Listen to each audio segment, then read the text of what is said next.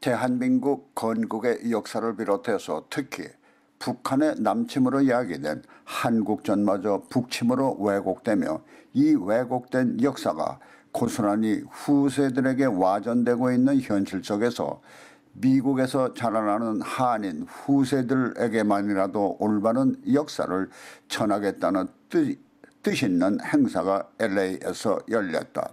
바로 2019년 12월 21일 LA 한국교육원에서 열린 한국전쟁 기억하기 장학금 에세이 콘테스트다. 이 콘테스트는 정영봉 육군 소위로 참전했다가 자신은 지금 미국에서 성공한 사업가로 안락한 삶을 살고 있지만 그의 전우들은 전사하거나 아직 돌아오지 못하는 포로가 된 안타까운 마음을 한국어와 영문판으로 서술한 저서 메아리 없는 총소리의 독후감을 통한 것이다. 지금도 북한에 억류된 국군 포로 소환을 위해서 미주 국군 포로 소환 위원회를 통해 유엔이나 본국 정부에 국군 포로 소환 운동을 전개하고 있는 미주 국군 포로 소환 위원회가 이 에세이 콘테스트를 마련한 것은 한국전의 진실과 아직도 돌아오지 못하는 국군 포로의 아픔을 그린 그의 저서인 메아리 없는 총성을 통해 미국에서 자라나는 후세들에게만이라도 올바른 한국전의 역사를 심어주기 위해서다. 이 에세이 콘테스트는 중등부, 고등부 그리고 대학부로 나누어 진행되며 폭넓은 후세들의 계층을 망라하고 있어 앞으로 이 에세이 콘테스트를 통해서 왜곡된 한국전의 역사가 바로잡히는 계기가 될 것이다. 이 에세이 콘테스트가 그와 같은 계기가 될 것이라는 확신은 중등부에서 1등을 차지한 전혜성 양의 에세이에 고스란히 배어 있었다. 정영봉 박사님께서 쓰신 메아리 없는 종소리를 읽고 나서 참 많은 것을 배우고 느꼈다. 한국전쟁 혹은 6.25 전쟁과 국군 포로들, 특히 그분들의 가슴 아프고 안타까운 사연을 읽고 전쟁이 얼마나 무섭고 파괴적인지 배웠다. 전쟁을 못 누른 세대의 아이로서 미국에서 태어난 한국 2세로서 결코 전쟁의 현실을 이해할 수 없겠지만 이 책을 통해 조금이라도 우리 땅에서 같은 민족끼리 칼을 겨누고 하는 전쟁의 현실을 이해할 수 있었고 무려 70년 전에 내 나라 내 민족을 지키기 위해 싸워주신 군인들 모두가 존경스럽고 감사했다. 특히 국군 포로들을 위하여 아무것도 하지 못한 것이 아쉬웠고 하루빨리 통일이 되어 그분들의 한을 풀어들었으면 좋겠다. 한국전쟁 혹은 6.25 전쟁이라고 불리는 전쟁은 여러 곳, 특히 미국에서는 잊혀진 전쟁이라고 불린다. 너무나도 많은 분들이 돌아가셨지만 이제는 모두가 이 전쟁의 비극을 떨쳐내려 한다.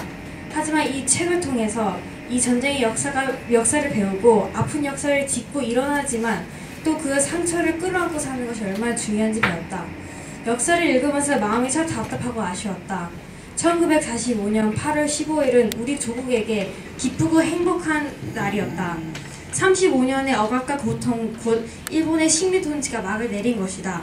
라디오에는 일본 천황의 항복선언이 들리고 거리마다 태극기를 들고 만세를 부르는 사람들로 가득 찼다. 하지만 기쁨도 잠시, 우리나라는 다시 암흑의 시대로 접어들었다.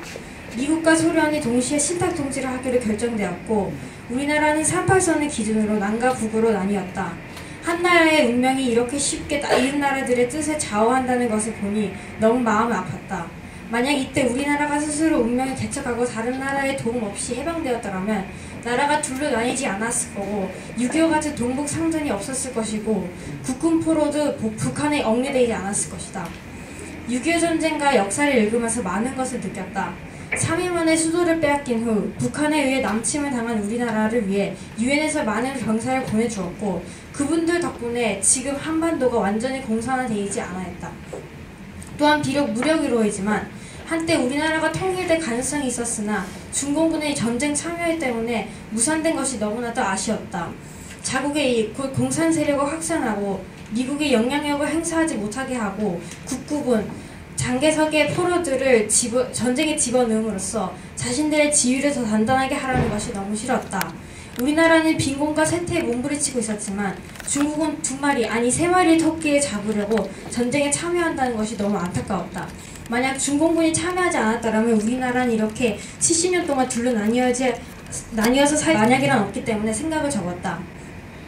또 전쟁통에 고아가 되고 한강다리가 폭파되어 서울에 떠나지 못하신 피난민들의 사진을 보고 가슴이 뭉클해졌다.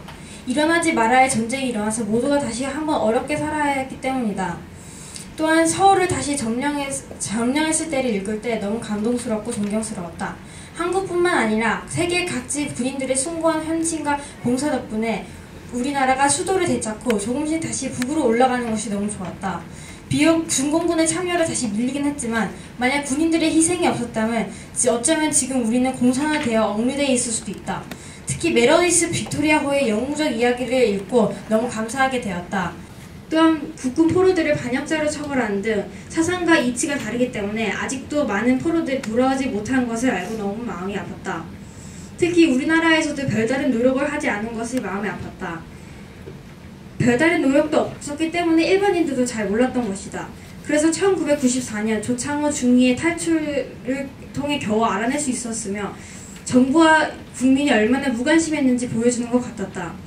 그래도 그나마 조창호 중위의 이야기가 끊임없이 강연들, 텔레비전, 미디어 등으로 계속 퍼져서 다행이라고 생각했지만 남북관계를 회복시키기 위하여 정부가 무책임하게 포로 문제를 덮어두고 일절 얘기를 하지 않은 것을 읽고 너무 슬펐다. 한 나라의 대통령이 다른 나라들과 좋은 관계를 유지하려 노력해야 하지만 그 관계를 오래 유지하려면 처음부터 정확히 해야 하지 않을까라는 생각을 들었다.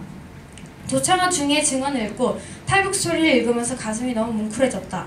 그 지옥같은 한강에서 마스크 하나 없이 견디시고 12년 동안 칫솔도 못 쓰셨다는 것을 듣고 가슴이 아팠다. 심지어는 정치범들도 마스크를 주지만 국군 포로들은 마스크는커녕 칫솔, 치약, 이불, 베개도 주지 않았다고 읽었을 때 너무 심하다는 생각이 들긴 했다. 결혼하시고 가정을 이루셨는데 아내가 남편의 동태를 일과하지 않았다 하여 잡혀간 것이 늙고 너무 화가 났다. 이제 겨우 조금이라도 행복을 다시 되찾으셨는데 이렇게 다시 빼앗기시니 너무 안타까웠다. 탈출하실 때도 가족들과 다 같이 함께 하지 못한 것이 안타깝으나 그래도 북한을 탈출하신 것이 너무 존경스러웠다. 하지만 탄강에서의 무리 때문에 결국 폐암으로 돌아가신 것이 너무 마음이 아팠다. 지금까지 우리 세대가 아무것도 못하고 국군 포로들이 돌아갈 수 있도록 해드린 것이 없는 것 같아서 너무 죄송스러웠다. 비록 정부도 무관심한 채 아무것도 안 했지만 국민이 우리도 결코 결백하지 않은 것 같다. 국민들이 끊임없이 관심을 가져준다면 더 많은 분들을 고향으로 데려올 수 있을 것이고 어쩌면 한반도 통일을 향해 한 발짝 더 나아갈 수 있을지도 모른다. 비록 어제는 바꿀 수 없지만 내일은 개척할 수 있기 때문에 배우고 이런 일이 일어나지 않도록 해야 한다. 철학사인 산티아나도 말한 적이 있다. 과거를 잃어버리는 자는 그것을 또 반복하게 된다. 이 에세이 콘테스트가 앞으로 미국의 한인 후세들에게 올바른 역사관을 심어줄 것이라는 확신은 오승골 교육원장의 이날 격려사에서도 배어나왔다. 우리 민족 최대의 역사적 비극인 6.25 한국전쟁 기억하기 에세이 콘테스트가 이곳 한국 땅도 아닌 미국에서 개최된 것은 매우 뜻깊은 울림으로 다가옵니다. 여러분들은 이번 에세이를 통해서 6.25 한국전쟁에서 무엇을 끄집어내어 기억하십니까? 그리고 그 기억이 주는 의미는 무엇입니까? 아마도 저마다 듣고 보고 읽은 것으로부터 한국 전쟁에 대한 기억과 의미는 다르게 다가오리라고 생각합니다. 저에게 있어서 6.25 하면 기억되는 것은 조국 분단이라는 역사의 뒤안길에서 이제는 돌아가신 저의 부모님이 먼저 떠오릅니다. 제 양친의 고향은 이북이었습니다. 6.25 전쟁을 피해 남한으로 피난 오셨고 평생 고향에 두고 온 부모님과 형제 그리고 아름다운 산천을 꿈에도 잊지 못하고 그리다가 끝내 고향 땅에 가보지 못하신 채 작년에 제 아버님은 돌아가셨습니다. 그 고통과 슬픔, 6.25 전쟁이 남겨준 이 산의 아픔이었습니다. 학생 여러분, 그리고 여러분, 이 슬픔과 비극은 비단 제 아버지 어머니만의 이야기가 아니라 우리 모두의 아버지, 어머니, 할아버지, 할머니들이 겪어야만 했던 역사의 비극이었습니다. 그리고 이 전쟁은 아직도 끝나지 않았습니다.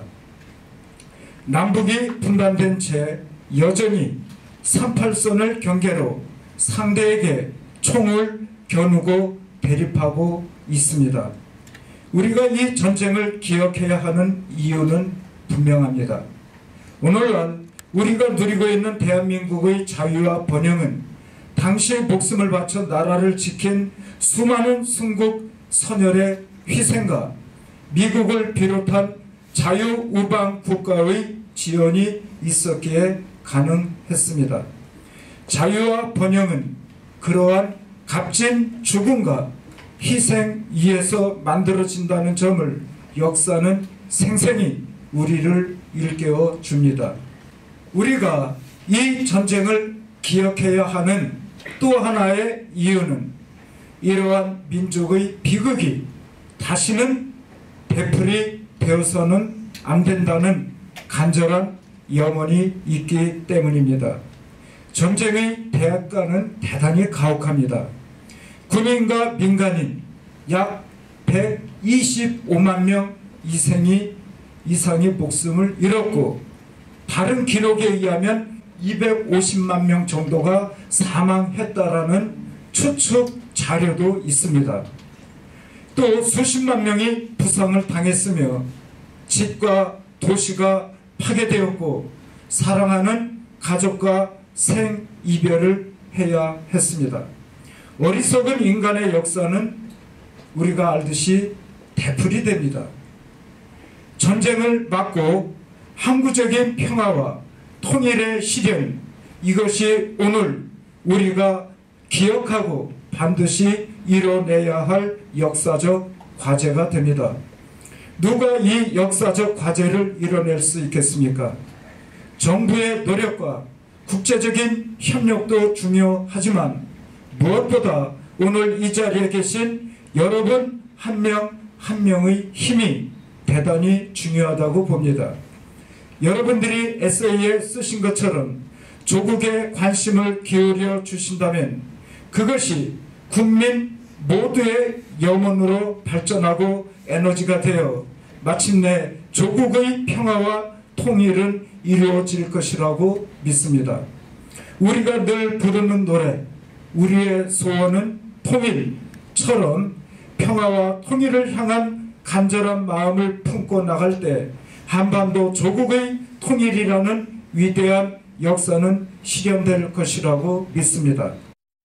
이 한국전쟁 기억하기 장학금 에세이 콘테스트는 미국에서 미약하게 출발한 역사 바로 알기의 초석이지만 이 초석이 굳게 다져져 올바른 역사관을 미국은 물론 고국의 후세들에게도 심어주는 계기가 될 것을 기대해 본다.